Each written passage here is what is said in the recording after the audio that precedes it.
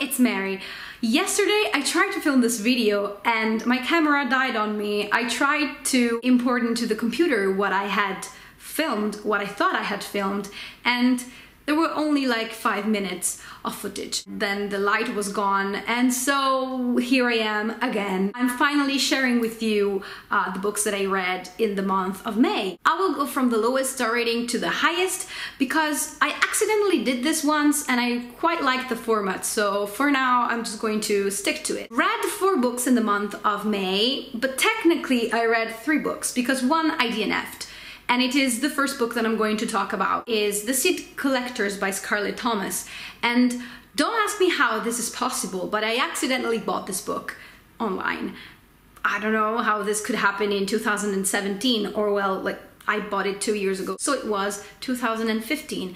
But I was browsing through the book depository, and I mean, I could blame it on the fact that it was probably 2 a.m. or 3 a.m.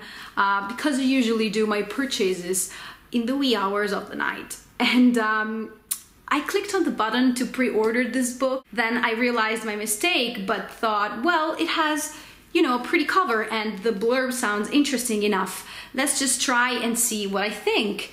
But yeah, even from the first 20 pages of this book, I was sure that I was not going to enjoy it. I will read you the blurb. Great Aunt Oleander is dead. To each of her nearest and dearest, she has left a seed pod. The seed pods might be deadly, but then again, they might also contain the secret to enlightenment. Not that anyone has much time for enlightenment. Fleur, left behind at the crumbling Namaste house, must step into Oleander's role as guru to lost and lonely celebrities. Bryony wants to lose the weight she put on after her botanist parents disappeared, but can't stop drinking, and Charlie struggles to make sense of his life after losing the one woman he could truly love.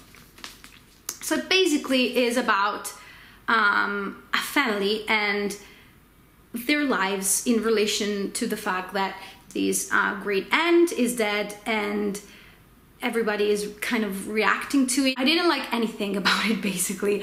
The characters were all unlikable, and not in the sense that you don't like the character, but you still are interested to see how they behave and how they think, what they do. I couldn't care less about any of them, and they were just truly horrible people to one another, to themselves. And there was also a lot of info dumping at the beginning of the book, which I really dislike. You would like find a character and then, you know, another character would say, oh, you know that person, the one that did that and that in that particular occasion, do you remember? Or like, oh, she is used to doing so because she always does. I don't know, I just felt like she was telling me how they were instead of showing me, and that's why I couldn't even tell them apart, really. I didn't even think twice about DNFing this book, which is something that I usually don't do. I never DNF books.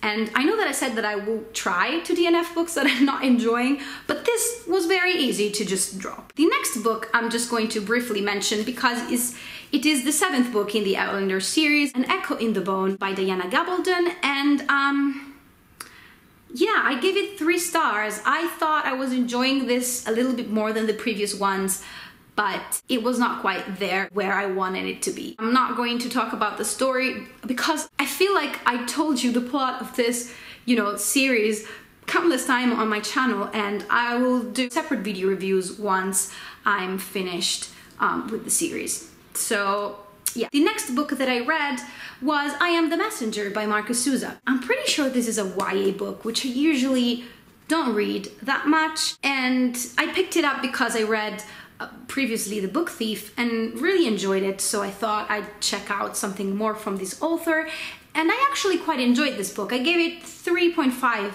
out of 5 stars. The protagonist of this book is called Ed Kennedy, and he is a cab driver living in Australia. He's like 19, I believe. One time he accidentally stops a bank robbing and gets depicted by the papers as a kind of hero of the town.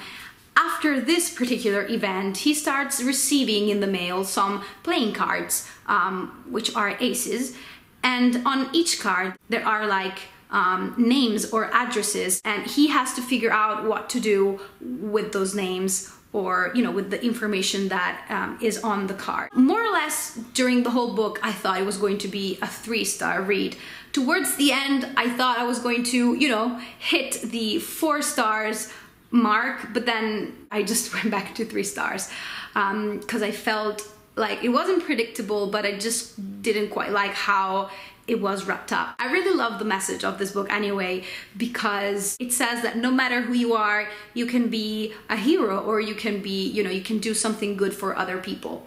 And I feel like it is important, and probably, you know, for a younger audience, this would be even more interesting. I don't know. I still really enjoyed it and thought it was just a very sweet story. The next book that I'm going to talk about is The Handmaid's Tale by Margaret Atwood, and I did make a separate video review for this one that I'm going to link down below. I love this book, and I'm pretty sure this is going to be one of the best books of 2017, if not one of my favorite books of all time. I just thought this was amazing.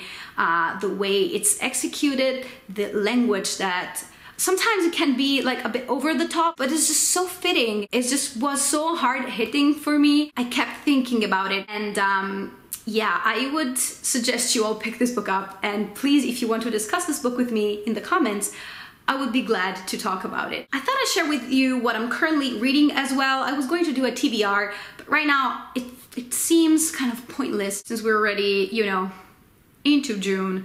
But I am participating in a read-along of War and Peace by Lev Tolstoy. I never participated in a read-along. I'm not doing well at all. I'm so behind, but I still am enjoying it. This is the first Russian classic for me, and it does feel quite a bit daunting, not because of its size or because of the language, because I feel like it's very readable, but it is complicated to read just because it has a lot of context, a lot of, you know, politics and history, and I am so ignorant, and I should know a little bit more, especially about, well, not really Russia, but even about Europe, since I live in Europe, but I don't know what happened with all the years of school that I went through. I lost them. I will link down below the details of the read-along and an introduction video made by the 2 lovely hostesses of the read-along, which who are Yamini and Ange. They were great at explaining this. I suggest you watch that video before reading this, because I read like 6 chapters and then I was like, this sounds hard. Let's just try and watch the introduction video. And it was just so much easier and really puts you in the right mindset and in the right context. Once you get that, it's really not that difficult to go through this tome. Usually I never read more than 1 book at a time, but I don't know what happened. I also started reading Acamas Roses by Sepúlveda. This, I believe, was never translated, so I will just talk briefly about it. It's just a short story collection. Recently this year I read another short story collection by him, and I did not like it. I think I don't like his non-fiction. I just don't like how it's written. But I don't know, I'm 38 pages in and really not enjoying it. I will see what I do if I end up DNFing this or not. And then I picked up a poetry collection, and usually I don't read poetry. I don't know, I'm always afraid that it will go over my head. And I did the unthinkable. I picked up a book in Spanish, and it's been years since I read in Spanish. So, you know, what's better than having a poetry collection in Spanish? That's very clever.